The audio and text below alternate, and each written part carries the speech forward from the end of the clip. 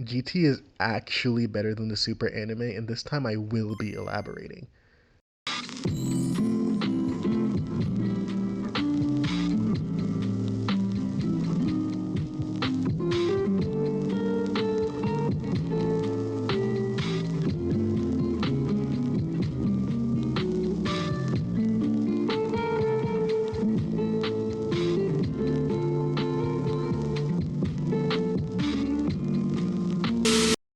Way back in the age of antiquity, Dragon Ball GT was released onto the Western audiences, but with a twist. Before we do get into that, I'd like to explore what exactly GT was. Dragon Ball GT actually started airing February 7th of 1996, pretty much 1 week after Dragon Ball Z's anime run, which is actually kinda nuts to me, especially considering just how long Super came out after Z and exactly what brought Super into existence. It was a live action movie. It was so bad it brought Toriyama out of retirement.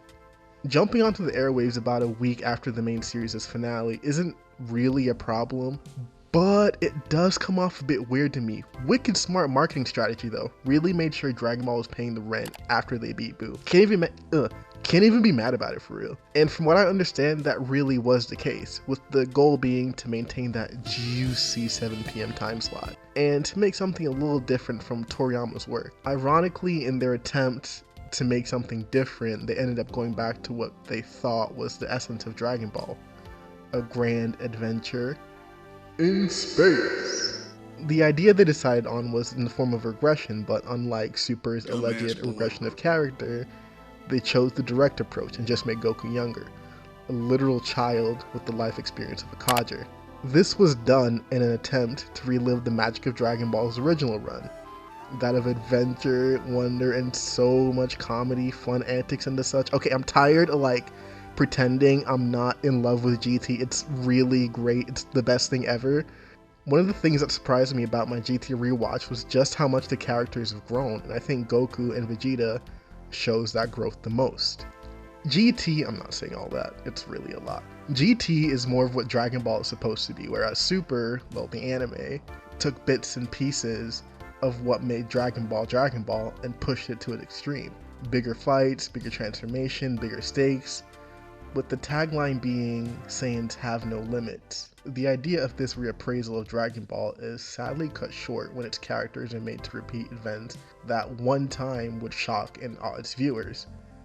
The idea is that there will always be someone better and there will always be newer heights to achieve, while GT was more about acceptance and retribution, with villains and actions of the past presenting themselves yet again. But beyond that, these characters have also let go.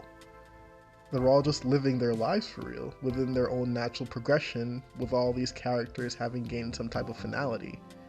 They are living in their own personal growth right now. Trunks has matured with his own responsibilities, and a life and personality different from his future counterpart. He's confident, and he's been allowed to grow into the person he wants to be. Goten is allowed to be his own person at this point. And Gohan is living the life he's always wanted, doing what he really loves. But no one shows this growth more than Vegeta. He cut his hair, let go of his armor. He's really accepted himself as a husband and a father, an earthling, the pride of a Saiyan. He calls Earth his home, he openly loves and let himself be loved, though he's still the same in some aspects. Goku is chill for the entirety of the series. He's done it all and has the confidence and life experience to show it, until, something actually happens. He doesn't expect Gohan to do what he does, to go out of his way and fight. Goku is actively protecting the livelihood of his friends and family. That being said, Goku still wants to break his limits and knows when to take matters seriously, a true balance between goofy and serious, even dragging out the classic line that we all know and love. The ending of GT is out of true resolution. The loose ends have been tied up and the goodbyes have been said. It's bittersweet, but we know it has to come to an end. The ending of Super is the exact opposite though.